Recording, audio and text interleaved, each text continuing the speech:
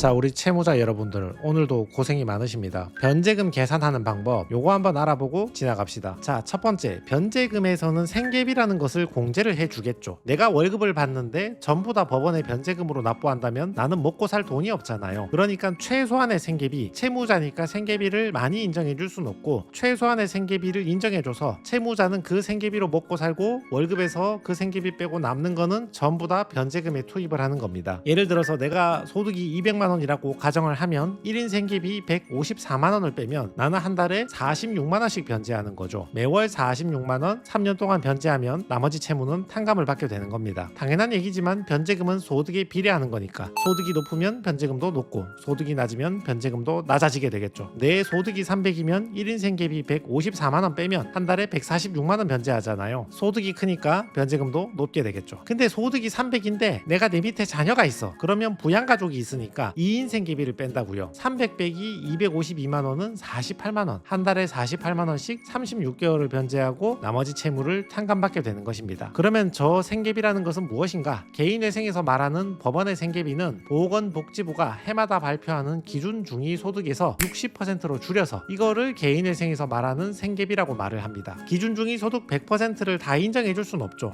이거는 한 가운데 있는 사람, 그 사람의 소득인데 자기 돈 못 갚아서 개인회생을 하고 있기 때문에 생활비를 줄여 써라 이런 취지가 있기 때문에 기준 중위소득의 60%로 생계비를 인정을 해준 겁니다. 26년도 기준으로 1인 가구는 154만원, 2인 가구는 252만원, 3인 가구는 321만원, 4인 가구는 390만원 정도 됩니다. 단 내 밑에 자녀가 있다고 무조건 2인, 3인, 4인 가구로 늘려주는 게 아니고 배우자의 소득이나 자산을 고려해서 부양가족 수를 인정을 해주거든요. 예를 들어 남편이 있고 아내가 있고 밑에 자녀가 2명이 있을 경우에 부부의 소득이 비슷하다면 배우자도 자녀에 대한 공동 양육 의무가 있으니까 자녀 하나는 채무자가 키우고 자녀 하나는 배우자가 키운다 이런 논리가 나오는 거죠. 그러면 4인 가구이지만 채무자가 개인회생 신청할 때는 나 1명 밑에 자녀 1명 2명의 2인 가구로 대략 252만원 이 생계비를 인정받게 되는 거죠. 그리고 이 기준 중위 소득은 해마다 상승을 하겠죠. 물가 상승을 반영해서 보건복지부에서 해마다 금액을 높여가지고 발표하니까 그 60%를 쓰는 법원의 개인회생 생계비도 당연히 해마다 높아지게 됩니다. 자, 두 번째는 추가 생계비의 개념인데 원래 소득이 300만 원이면 1인 생계비 154만 원 빼고 한 달에 146만 원을 변제하겠죠. 근데 154만 원 뺐는데 나는 추가적으로 생계비가 더 필요한 사람이 있어. 예를 들어서 추가 생계비로 46만 원을 더 빼서 한 달에 100만 원만 변제하겠다. 이런 분들이 계시거든요. 그러면 추가 생계비는 어떤 것을 인정해 주는가? 모든 것을 추가 생계비로 다 인정해 줄 수는 없고 주거비, 교육비, 병원비 이 세 가지 항목을 추가 생계비로 인정을 해주고 있습니다. 물론 이 1인 생계비, 2인 생계비 안에는 의식주 비용이 이미 포함이 되어 있습니다. 이 154만 원을 그냥 인정해 줄 리가 없잖아요. 1인 가구 기준으로 채무자가 한 달에 154만 원을 가질 수 있는데 그냥 인정해 주는 게 아니잖아요. 저 154만 원으로 의식주 해결해라. 월세 내고 교육비 내고 병원비 쓰고 다 써라. 이 취지가 포함되어 있는 거죠. 그럼에도 불구하고 주거비가 유달리 더 필요하거나 그럼에도 불구하고 자녀 교육비나 가족 중에 누군가의 병원비가 유달리 더 필요한 경우에는 추가적으로 이 생계비 말고 더 많은 생계비를 빼주겠다고 해서 추가 생계비가 되는 거죠. 예를 들어 주거비 같은 거 한번 봅시다. 1인 가구를 기준으로 봤을 때 기준 중위 소득의 60%는 생계비로서 내가 가질 수 있는 거잖아요. 그 안에 이미 25만 원이 포함되어 있다 그 말이죠. 그러니까 주거비 총 인정 한도가 76만 9천 원인데 이미 나의 1인 생계비 안에 25만 5천 원이 포함되어 있는 거지. 그러니까 추가 생계비로 주장할 수 있는 최대 금액은 51만 원이다 그런 말입니다. 요거는 서울시 같은 경우는 주거비가 월세가 많이 들어가니까 주거비 한도가 제일 높은 거고 지역으로 내려갈수록 금액은 차등적으로 줄어들게 됩니다. 그리고 이 금액도 생계비 위원회라고 있는데 해마다 금액을 수정해서 조정해서 결정을 하죠. 물론 해마다 높아지는 쪽으로 결정을 하겠죠. 그리고 추가 생계비를 인정해주고 말고는 법원에 상당한 재량이 있습니다. 추가 주거비 인정 한도가 이 금액이 있으니까 내 생계비에서 이 추가 생계비 무조건 빼주겠지. 그렇지 않습니다. 안 빼주는 사건이 훨씬 많습니다. 법원에서 상당한 재량이 있습니다. 고소득자의 기타 생계비라는 것도 있던데 이게 무엇인가? 소득을 많이 버는 사람 같은 경우는 생계비 빼고 방금 얘기했던 추가 생계비 빼고 기타 생계비라는 걸 또 빼게 해주는 겁니다. 그러면 변제금이 더 낮아지겠죠. 이 제도가 왜 있냐 그러면 예를 들어서 소득 200만 원 같은 경우는 한 달에 1인 생계비 154만 원 빼면 한 달에 46만 원만 변제하면 되잖아요. 부담이 크지 않다고. 내가 실직을 한다 하더라도 다른데 200만 원 주는데 빨리 취업해가지고 46만 원 그것만 내주면 되잖아요. 혹은 변제하다가 내가 실직해도 가족한테 46만 원 빌려내면 되잖아요. 근데 내가 1인 가구인데 밑에 자녀도 없고 나 혼자만 부양하면 되는데 소득이 400이야. 그러면 한 달에 154만 원 빼면 246만 원을 변제금으로 내야 되잖아요. 부담이 너무 크다 이거지. 소득이 많아서 변제를 좀 더 한다 이것까진 이해할 수 있는데 이 400만 원 받는 사람은 혹시나 실직하거나 이직하면 400만 원보다 급여가 줄어들어 버리면 그러면 저 변제금 못 내면 개인회생이 폐지가 될 수 있겠죠. 채무자 입장에서는 굉장히 힘들어지는 상황이 될 수가 있겠죠. 그러니까 고소득자 같은 경우는 생계비를 좀 더 늘려주자 이겁니다. 변제금 좀 더 줄여주겠다 이 말입니다. 그러면 고소득이란 무엇이냐? 기준 중위소득의 150%를 초과하는 소득을 얻는 사람을 고소득자라고 합니다. 26년도 기준으로 1인 가구를 기준으로 보면 기준 중위소득이 256만 원이니까 한 달 실수령이 384만 원을 넘는 사람은 여기에서 말하는 고소득자에 해당하는 거죠. 기타 생계비의 요건은 이론상은 현재 계속적으로 정기적으로 지출하는 비용인데 그 비용을 장래에도 지출해야 하는 경우에 이 기타 생계비를 남들에게는 인정해주지 않지만 고소득자에게는 조금 더 인정해주겠다. 다만 무조건 인정해주는 건 아니고 사안의 형평을 봐서 법원의 재량에 의해서 인정해준다. 한계도 있는데 이 생계비, 추가 생계비, 기타 생계비 아무튼 공제하는 이 금액을 다 합쳤을 때 기준 중위소득의 100%를 초과할 수는 없다. 자, 다시 말해서 1인 가구 기준으로 볼 때 원래는 소득 빼기 154만 원 이걸 빼야 되는데 내 생계비, 추가 생계비, 기타 생계비 등등 다 합쳐가지고 최대 내 소득 빼기 256만 원 이까지는 빼줄 수 있단 말이죠. 그렇지만 무슨 명목이든 간에 추가 생계비든 기타 생계비든 여하한 명목이든 간에 아무튼 공제하는 금액을 다 합쳤을 때 256만 원 더 이상은 안 된다 이 말이죠. 이까지 빼줄 수 있다 이 말입니다. 정리하면 소득이 기준 중위소득 150%를 넘으면 1인 가구 기준으로 384만 원 더 버는 경우에는 원래는 154만 원 빼주는 게 맞는데 최대 합쳐가지고 256만 원까지 빼줄 수도 있다. 재량이다 이런 뜻입니다. 단 주의하실 게 변제율이 40% 미만이거나 최근 6개월 동안 대출받은 게 50%가 넘으면 안 해줄 수도 있다. 예시를 보면 소득 200이면 154만 원 빼면 한 달에 46만 원 변제해야 되는데 소득이 400인 고소득자 1인 가구 기준으로요. 생계비 154를 빼면 한 달에 246을 내는 게 맞지. 그러면 변제 부담이 너무 크니까 이 154를 기준 중위소득 100%까지 좀 올려주겠다 그 말입니다. 그러면 400 빼기 최대 256만 원까지 빼줄 수 있다. 그러면 한 달에 144만 원까지 변제금이 줄어들 수 있다 그런 말입니다. 다시 말씀드리지만 생계비, 추가 생계비, 기타 생계비 같은 경우는 법원의 재량이 큰 부분이거든요. 법원에서는 채무자가 최대한 변제를 많이 해주길 바래요. 그래서 법원에서 보전 권고를 내리면서 채무자의 소득이 낮다. 근데 생계비를 많이 빼면 변제율 너무 낮지 않느냐. 배우자도 소득이 있네. 배우자가 재산이 있네. 배우자가 자녀 양육하면 되겠네. 생계비를 왜 이렇게 많이 반영했나. 지금 채무자가 제출한 변제 계획안을 보니 변제율이 너무 낮다. 변제금 더 내라. 최근 대출 비율도 많네. 대출 사용처를 보니까 도박, 사치, 탕진 같은 거 많다. 그러니까 이런저런 구실로 부양가족을 빼든지 추가 생계비나 기타 생계비를 삭제하라. 이런 식의 보전 권고가 나오는 경우가 많습니다. 재량의 여지가 크지요. 그러면 변호사는 또 이런저런 변명을 하면서 읍소를 하는 겁니다. 채무자가 몸이 아파서 소득 활동을 하기 어렵다. 월급 많이 받기 힘들다. 오래 서 있기 힘들어서 200 버는 것도 간신히 하고 있다. 배우자 소득이 적다. 배우자가 최근에 실업을 했다. 자녀가 아파가지고 배우자가 자녀를 돌본다고 소득 활동을 못하거나 해도 시간에 한계가 있기 때문에 소득이 너무 작다. 그래서 내가 최대한 많은 부양가족을 반영해야 된다. 내가 노부모님도 모셔야 하니까 추가적으로 생계비를 조금만 더 인정해달라. 최근 대출이 많긴 하지만 대부분 기존 채무를 돌려막기 한 것에 불과하지 내가 도박한 것도 아니지 않느냐. 내가 앞으로 성실히 변제하겠다. 이런 등등의 이유로 부양가족 수를 늘려달라. 또는 추가 생계비나 기타 생계비에 선처를 부탁합니다. 이렇게 의견을 제출하는 거죠. 단 주의하실 게 방금과 같은 생계비, 추가 생계비, 기타 생계비의 논리도 있지만 그래도 청산가치 이상은 변제해야 됩니다. 그럼 청산가치가 무엇인가? 첫 번째는 채무자의 재산이고 두 번째는 채무자가 탕진하고 없어진 돈입니다. 도박 같은 거요. 모바일 카지노, 토토 이런 거. 참고로 채무자가 탕진한 돈은 채무자 재산이 아니잖아. 주머니 없는 돈이잖아. 근데 왜 청산가치에 넣을까? 채무자는 청산가치 이상 변제하라는 거니까 탕진하고 없어진 돈은 주머니에 남아있겠다 이렇게 간주를 하는 거죠. 그게 아니면 예금이 많은 사람은 청산가치 커서 변제금을 많이 해야 되는데 예금으로 도박 다 날린 사람은 재산이 없으니까 변제금 조금만 내겠다. 이건 논리 안 맞잖아요. 그러니까 탕진한 돈은 남아있다고 간주를 해버리는 거죠. 그래서 예금, 부동산, 보증금, 자동차 가치, 재산 플러스 탕진하고 날린 돈 싹 합쳤더니만 7,200만 원이 있다. 그러면 이 채무자는 7,200만 원 이상 변제를 해야 되니까 7,200만 원 나누기 변제기간 36개월 해보면 한 달에 200만 원 이상 변제해야 되는구나. 이걸 알 수 있겠죠. 현재 가치 고려하면 200보다 조금 더 커질 수도 있습니다. 그러니까 이 사람이 내가 만약에 한 달 소득이 200이다. 그럼 200 빼기 154만 원에서 한 달에 46만 원만 낼 수 있겠지라고 하면 안 된다 이 말이죠. 소득이 얼마든 미성년 자녀가 10명 20명이 있든 청산가치 이상은 변제해야 되니까 이 사람은 한 달에 200 이상 변제를 해야 되는 겁니다. 근데 소득이 너무 작으면 200 이상 변제를 할 수가 없으니까 기각이 되든지 아니면 투자부 구해서 소득을 더 높여서 오든지 변제 기간을 늘리든지 무슨 수를 써야 되는 거죠. 자, 예시 사건을 하나 보시면 젊은 시절에 취업을 했는데 좋은 회사에 가서 급여도 많이 받게 되었다. 근데 월급 많이 받아서 씀씀이가 크다 보니까 시간이 지날수록 소비가 줄어듭니까? 안 줄어들지. 아시겠지만 젊은 분들이 오면 과소비 때문에 오는 경우가 많거든요. 남자는 주식코인 토토, 여자는 과소비 때문에 오는 경우가 많은데 이분은 남자인데 과소비가 좀 많았는데 소비는 한 번 늘리면 줄어들기가 쉽지가 않죠. 쓰는 씀씀이가 있으니까. 그래서 대출을 해서 돌려막기 하다 보면 계속 채무가 커지는 거죠. 자, 이 채무자 수원회생법원에 신청했는데 5월 20일에 신청해서 이틀 만에 금지명령을 받았습니다. 보통 금지명령은 신청하고 3일에서 7일 사이에 나오게 됩니다. 금지명령 받으면 그때부터 채권자로부터 독촉, 주심, 압류 이런 걸 안 받게 되죠. 자, 여기 보시면 소득이 524만원 고소득자라는 걸 알 수가 있죠. 25년도 기준 1인 생계비 144만원이었잖아요. 그게 아니라 기준 중위소득의 100% 대략 240만원을 뺄 수가 있었던 거죠. 그래서 한 달에 285만원 변제하는데 36회 변제해서 1억 정도 변제하는 걸로 개시결정을 받았습니다. 그게 자기 채무의 62%를 변제하는 것이었거든요. 만약에 이 채무자가 청산가치가 컸다면 이거보다 더 변제해야 할 수도 있겠지. 그렇지만 청산가치는 거의 없었으니까 소득 빼기 고소득자의 생계비